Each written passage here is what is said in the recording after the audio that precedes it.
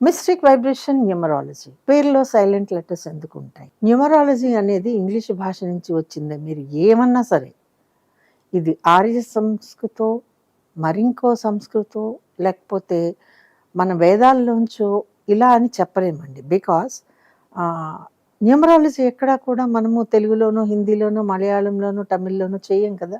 దేశంలో కాదు ప్రపంచంలో అయినా సరే ఎక్కడి వాళ్ళైనా సరే న్యూమరాలజీ కరెక్షన్ని ఇంగ్లీష్లో మాత్రమే చేస్తారు. Even Egypt, Saudi, Iran, Iraq, Syria ఇంకా చాలా కంట్రీస్లో అండి, ఎక్కడైనా సరే. ఈజిప్ట్లో కూడా న్యూమరాలజీ వేళ్ళు పునాదులు బలంగా ఉన్నాయి. అక్కడ కూడా మీకు తగినంత సబ్జెక్ట్ దొరుకుతుంది.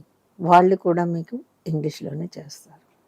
ఇంగ్లీష్లో సైలెంట్ లెటర్స్ అనేవి వెరీ కామన్ అండి, వెరీ కామన్ అన్నమాట.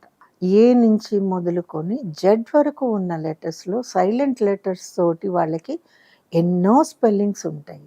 నైఫ్ అసలు కే పలకదు, ఎన్ఐఎఫ్ఈ రాయొచ్చు కదండి, రాయలేము. నాక్ అంటారు, ఎన్ఓకే రాయొచ్చు, కానీ కేఎన్ఓ సికే ఎందుకు రాస్తాం? నాలెడ్జ్ ఎన్ఓడబ్ల్యూ అని రాయొచ్చు కదా, కేఎన్ఓడబ్ల్యూ అని ఎందుకు ఉంటుంది? సో సైలెంట్ లెటర్స్ ప్రాముఖ్యం ఇది. బికాస్ ఒక సైలెంట్ లెటర్లో అది మీ హెల్త్ని మెరుగుపరిచేది అయి ఉండొచ్చు.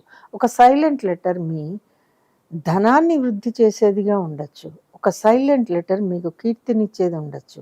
ఒక సైలెంట్ లెటర్ మీ చుట్టూ నెగటివ్ ఎనర్జీ వైఫైలా ఉంటే దాని స్విచ్ను ఆపేసేటటువంటి లెటర్ సైలెంట్ లెటర్. సో ఒక పేరులో అక్షరాల బిహేవియర్ని, అక్షరాల నడవడికని, అక్షరాల టెంపోని, స్పీడ్ని నేను గమనించినప్పుడు ఇఫ్ అక్కడ ఒక సైలెంట్ లెటర్ వెయ్యాల్సి వస్తే వెయ్యాలి. అది ఏ అక్షరమైనా పర్వాలేదు అనుకుంటున్నారా? ఏ అక్షరం కావాలో అదే వెయ్యాలి అక్కడ. అప్పుడే ఆ సైలెంట్ లెటర్ మీ పేరులో మిగిలిన అక్షరాలన్నింటినీ బ్యాలెన్స్ చేస్తూ పాపం అది సైలెంట్గానే ఉంటుంది. అర్థమైంది కదండి. So silent letters are very very important in name correction. Name కరెక్షన్కి చాలా రూల్స్ ఉన్నాయి అనుకుంటారేమో.